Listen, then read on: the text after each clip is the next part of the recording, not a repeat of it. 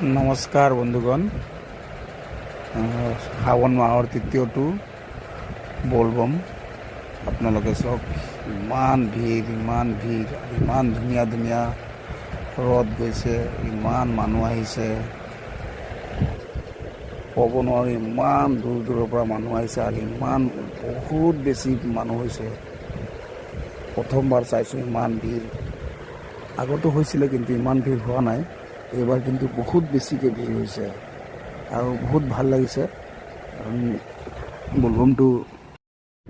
বলবম চবে যাব লাগে, কাৰণ সকলোৰে মনোকামনা পূৰা হয়। সেইকাৰণে বলবমটো যায় মানুহে। আৰু ইমান ভক্তগণ আগবাঢ়ি আহিছে, সেইকাৰণে বেছিকৈ ভাল লাগিছে। আৰু ৰাতিৰ দৃশ্য চাওক আপোনালোকে, ৰাতি কিমান ভিৰ হৈছে, ইমান জেম। মানে আমি